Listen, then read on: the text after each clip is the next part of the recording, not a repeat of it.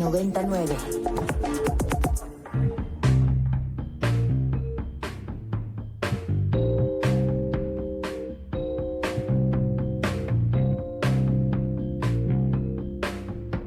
Desde el estudio B de Ibero 90.9, esto es Control de Cambios, una producción de Ibero 90.9 y la revista Nexos. Mi nombre es Valeria Villalobos Guizar. La violencia se ha recrudecido en Chiapas. Violencia en las zonas zapatistas, violencia estructural en una entidad marcada por la pobreza y la marginación, violencia por el tráfico de personas migrantes y por los enfrentamientos entre bandas criminales.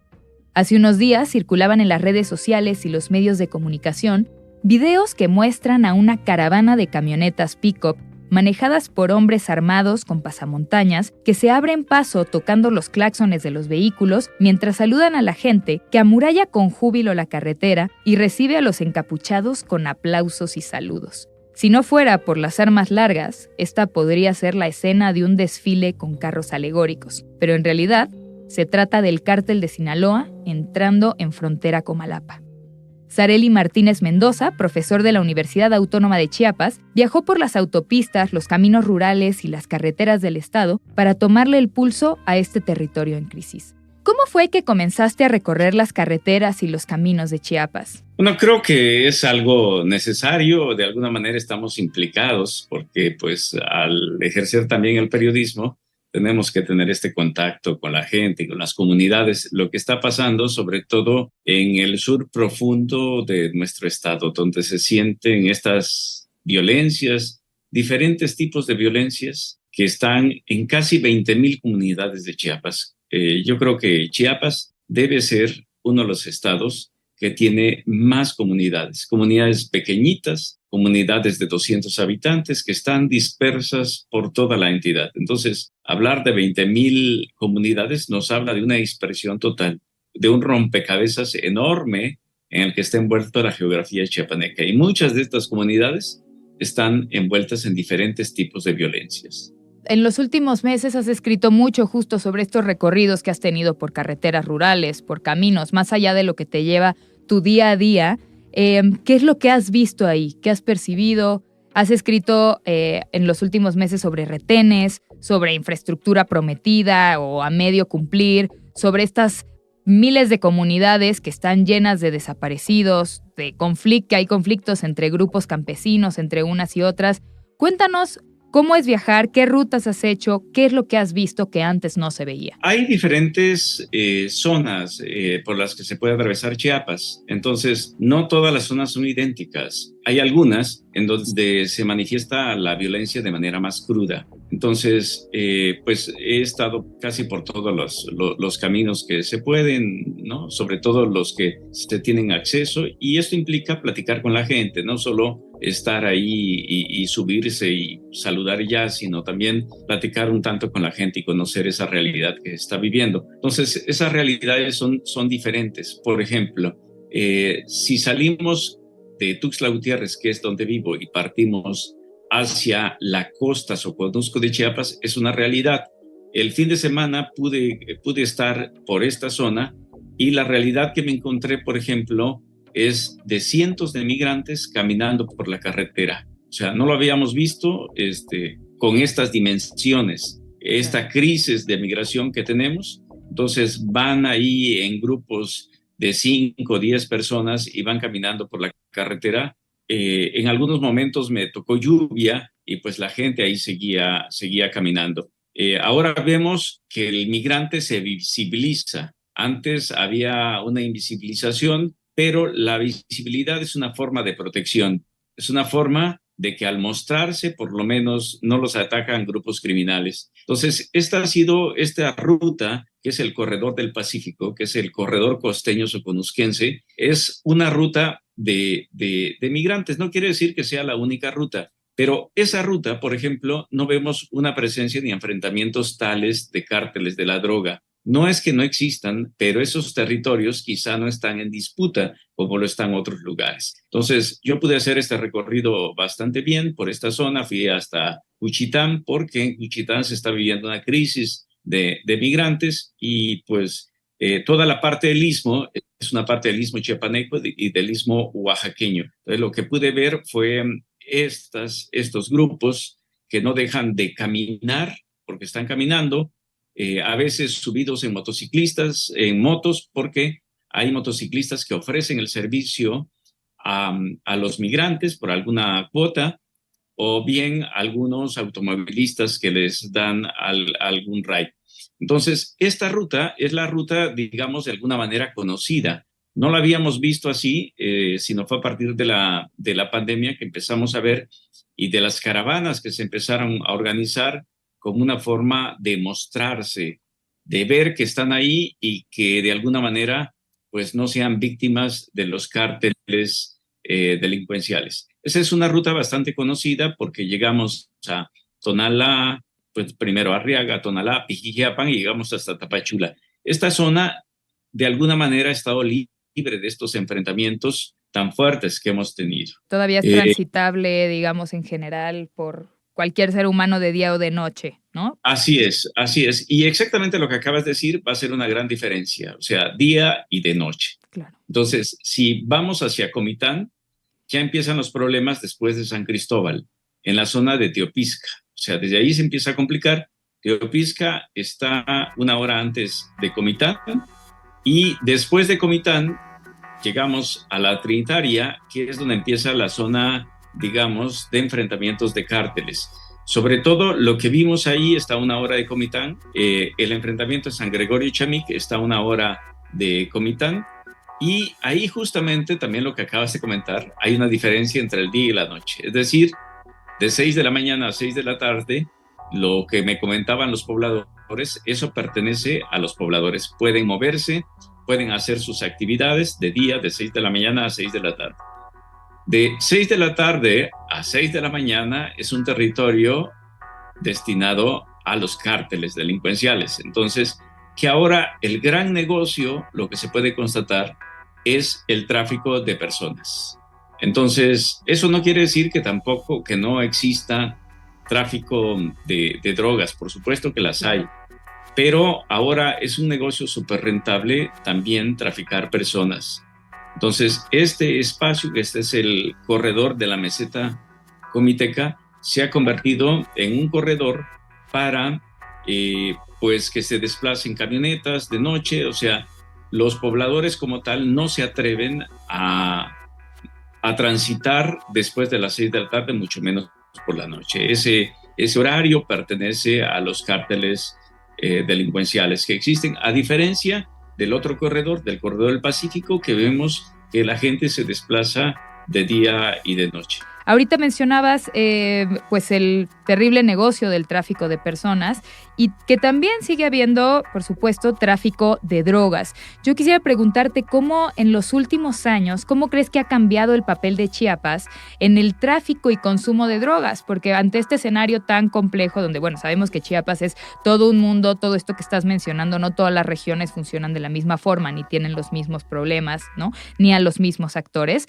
Pero si tuvieras que hacer un balance general de cómo se está modificando el papel de Chiapas en el consumo y tráfico de drogas, ¿qué podrías decirnos? Ha habido un cambio sustancial desde hace varios años. No es un cambio reciente. Ahora podemos ver que en las diversas comunidades se está vendiendo droga, sobre todo cristal. Yo estuve en un municipio indígena que ha tenido conflictos internos, sobre todo por la disputa del poder político, como es Uxchuc, y estos enfrentamientos no se deben nada más a la disputa del poder político, sino también al control de la venta local de cristal, sobre todo. Pero no es el caso excepcional de Uxchuc. En las diversas comunidades indígenas hoy se está vendiendo cristal. O sea, en todas las comunidades o en la mayor parte de las comunidades vamos a ver que se ha incrementado la venta de drogas. Que las drogas, digamos, era un territorio de paso importante, Chiapas, pero ahora también se está quedando parte de esta droga aquí. Y diversos estudios, diversas fuentes afirman de esta presencia que está ahí y que además se está incrementando. Entonces, tampoco eso lo podemos obviar. Es algo que está sucediendo y que se ha incrementado en los últimos años. Entonces, es algo que nos está pasando. Y el crecimiento de esta presencia, tanto de tráfico como de consumo, ¿ves que se ha traducido de manera particular en creación de nuevas zonas de silencio? Sí, hay espacios, sobre todo los que van a estar muy controlados, ¿no? Hay municipios que tienen diversos conflictos, espacios como muy oscuros, muy difíciles incluso de penetrar. Y, por ejemplo, platicaba con periodistas, sobre todo de Comitán, de Frontera Comalapa, que ha sido el epicentro de los enfrentamientos en los últimos días, bueno, meses, porque lo que vivimos últimamente no es tan reciente, ¿no? O sea, los primeros enfrentamientos la empezamos a vivir sobre todo en la pandemia y esto nos ha llevado, por ejemplo, a que periodistas silencian lo que ocurre también en estas partes. No solo los periodistas, sino también la gente que vive en estos lugares, que son reacias a hacer ciertas declaraciones, a no moverse a determinadas horas. Entonces, todo esto vemos que está sucediendo, pero también hay una especie de lealtades que se están trazando las organizaciones delincuenciales. O sea, lo que vimos recientemente que llamó mucho la atención me parece que es la explicación de estas lealtades que están trazando las comunidades hacia estas organizaciones. Precisamente en San Gregorio Chamic, donde están estas imágenes, platiqué con la gente de ahí y varios de ellos me señalaban que el cártel de Sinaloa tiene una presencia muy importante y que de alguna manera son bienvenidos y los aceptan bastante en la zona.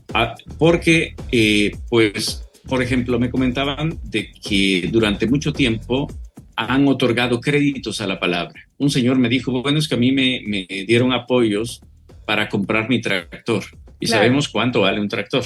Que llegan a cubrir necesidades de programas sociales que no llegaron a la zona. Sí, y lo rebasan, ¿no? Por ejemplo, otorgar créditos por 50,000 pesos de un préstamo que necesita la gente para comprarse un refrigerador, para comprarse una estufa. Entonces, eso que vimos es parte de las lealtades que se han ido creando en la zona. Claro, y que eso también pues, lleva al silencio de periodistas y a la complicidad desde muchas jerarquías gubernamentales, pero eso se ha traducido en casos muy delicados también de desaparición forzada de trabajadores de los medios de comunicación. Tú que estás en Tuxtla, ¿cuál es el ambiente que se vive ahí? ¿Ha cambiado algo en, digamos, las zonas por las que tú te mueves dentro de Tuxtla a partir de los videos? ¿Hay más presencia policial? ¿Percibes algo distinto?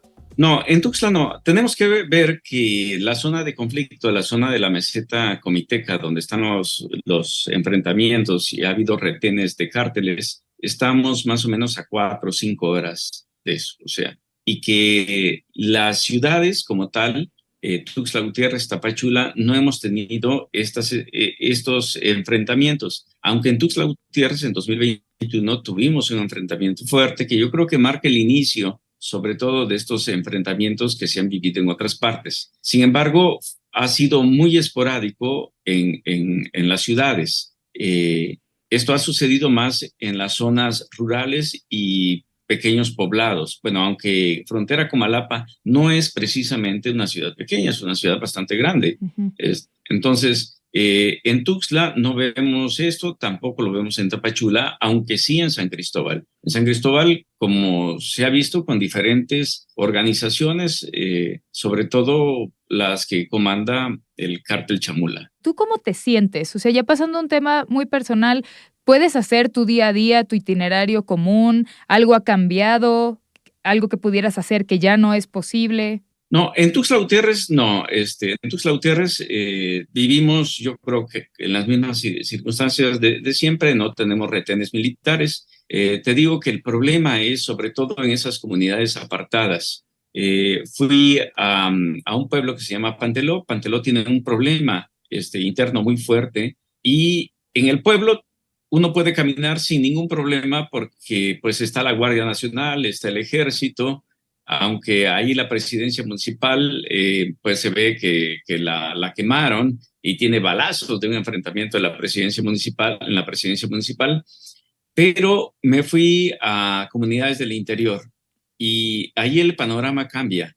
porque dos de los últimos retenes, uno era de la Guardia Nacional y el otro era del Ejército. O sea, que estaban a una distancia uno de otro unos 5 kilómetros. Pero 5 kilómetros más adelante me encontré con un retén que pertenecía evidentemente a algún grupo de la delincuencia, porque estaban revisando una camioneta de pasajeros, lo estaban bajando y después me dijeron que si encontraban enemigos en esa camioneta, pues los bajaban y los secuestraban. En ese lugar que se llama San José III, allá desaparecieron alrededor de 23 personas. Entonces, en las ciudades como Tuxtla Gutiérrez, sobre todo Tuxtla Gutiérrez, que es asentamiento de los poderes, del poder político, pues es una ciudad bastante cuidada y no tenemos estos enfrentamientos. El problema es salir de la ciudad y adentrarse a estas comunidades, ¿no?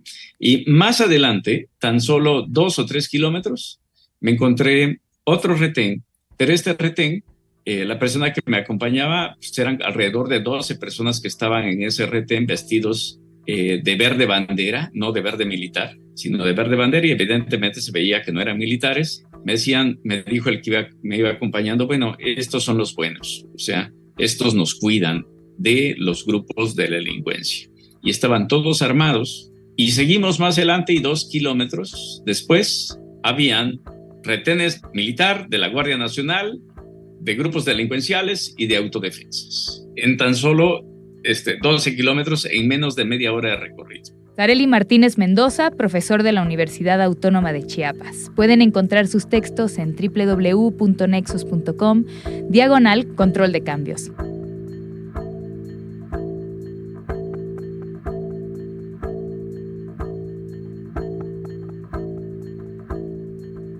Muchas personas consideramos que nuestras abuelas son una pieza clave en el desarrollo de nuestras infancias, de nuestra educación, nuestras costumbres y en la integración de nuestras familias. Pero para la ciencia, las abuelas hacen mucho más que eso en la vida del Homo sapiens. Para ahondar en esta figura y su papel en la evolución humana, me acompaña Iván de Jesús Arellano Palma, maestro en Filosofía de la Ciencia por la UNAM. Iván, cuéntame cómo es que empezó tu interés por ahondar en la figura de las abuelas desde un aspecto científico. Mi interés comenzó en el taller de escritura creativa llamado Cienciorama en la UNAM, en el Universum, con la figura de mis 3 mentoras, Alicia García Bergua, Lucy Cruz Wilson y sobre todo Lupita Zamarrón. Lupita Zamarrón es física y divulgadora. Después de regañarnos por los escritos de divulgación que hacíamos en el taller, pues se portaba como una abuela preguntándome si ya había comido, cómo estaba mi familia, y así surgió mi interés por qué dice la ciencia sobre las abuelas. Que además es una figura que constantemente damos por sentado, ¿no? Y yo la verdad es que antes de conocer estos escritos tuyos al respecto, nunca me había puesto a pensar si la figura de la abuela es algo que es exclusivo a la especie humana o si existen otro tipo de especies en donde existe una figura que cumpla ese rol, como ahorita mencionabas, educativo, pero de acompañamiento, de cariño, de educación. Cuéntame. No somos los únicos. Entonces ahí es cuando se demuestra que somos parte de la biodiversidad y que debemos de cuidarla. Todos los animales que tienen una sociedad compleja y que viven en poblaciones, en comunidades, tienen abuelas. Por ejemplo, se sabe que todos los cetáceos odocentados, así es un nombre científico, por ejemplo, las orcas, las ballenas, los belangos, las narvas, cuentan con algo que podríamos llamar que son abuelas, es decir, una especie mayor que cuida a los hijos de sus hijos. ¿Y por qué para la ciencia la aparición de estas mujeres es un punto de inflexión en la evolución del ser humano? Porque aumentó la sobrevivencia y la supervivencia de la especie que se está tratando. Si nos vamos a los humanos, el surgimiento de la abuela aumentó que los hijos pudieran sobrevivir más, incluso que tuvieran más peso. Eso es como lo típico de las abuelas, que nos alimentan hasta el cansancio infinitamente más que las madres, ¿no? Pero digamos, ¿cómo pondrías eso que me acabas de decir, de que aumentó la supervivencia de la especie en un día a día? ¿no? O sea, mientras las madres se dedicaban a qué, las abuelas hacían qué. Normalmente nos imaginamos el día a día de nuestros antepasados, el inicio de la humanidad como algo difícil. Era sobrevivir. Todos los días había que sobrevivir, buscar alimento, buscar refugio, buscar abrigo, buscar calor. Entonces se sabe que año tras año esas antiguas mujeres, nuestras antepasadas, tenían hijos, ¿no? Año tras año. Entonces nos imaginamos que tienen, supongamos, 5 hijos. De esos 5 hijos, uno se está amamantando, el otro está enfermo, los otros están jugando con sus hermanos. Entonces, ¿cómo le hacía una mujer para cuidar a tantos hijos? Si hoy en la actualidad es difícil, antes más. Entonces ahí es donde surge la figura de la abuela. Mientras la mamá estaba amamantando, cuidando el hijo enfermo, la abuela estaba cuidando a los otros hijos, por ejemplo, enseñándoles qué comer, qué no comer, elegir bien su alimento para no ser intoxicados, enseñándoles los valores de su comunidad, que son muy importantes, cómo se deben de comportar, qué hacer, qué decir. Entonces, para eso ahí está la figura de la abuela, porque incluso se han hecho simulaciones por computadora donde se pone un grupo control sin abuela y un grupo control con abuela, y en donde no hay abuela, menos del 15% de los nietos sobreviven. Quienes tenemos la suerte de haber crecido con una abuela, pues no solamente fungen una labor educativa de darnos una narración de cómo se constituyó nuestra propia familia, por ejemplo, ¿no? Son como un poco las guardianas de la narración familiar, sino que también pasan por una labor educativa muy práctica. Esto que nos decías que ocurre desde la antigüedad, ¿no? Desde esto sí lo puedes comer, esto te va a caer mal, esto si lo comes mucho no va a salir bien, ¿no? Y que permite a nuestras madres, pues, realizar una cantidad alucinante de labores que tienen que hacer a la par de criarnos, y me parece sensacional que eso sea una cuestión evolutiva de supervivencia desde la antigüedad. Pero además esto está sustentado en una hipótesis que es la famosa hipótesis de la abuela que promovió un biólogo que se llama George Williams.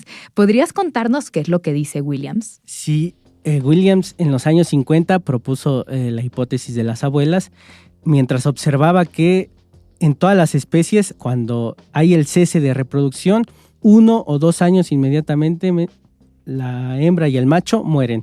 Incluso se sabe que en condiciones de cautiverio. Entonces, Williams se preguntaba por qué, por ejemplo, en las orcas o en los humanos no pasa esto. Es decir, hay 1/3 de vida en donde no hay ya reproducción, en donde estas especies siguen viviendo.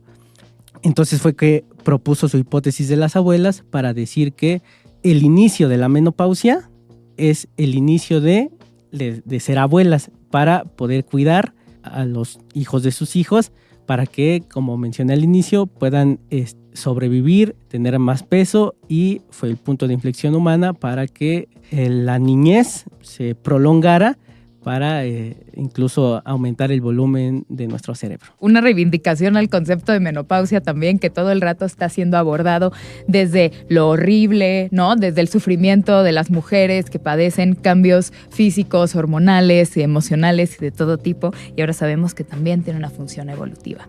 Iván de Jesús Arellano Palma es maestro en Filosofía de la Ciencia por la UNAM y pueden consultar lo que ha escrito en la revista en www.nexos.com.mx/Control de Cambios. Muchas gracias por escuchar Control de Cambios, una producción de Ibero 90.9 y la revista Nexos. Mi nombre es Valeria Villalobos Guizar.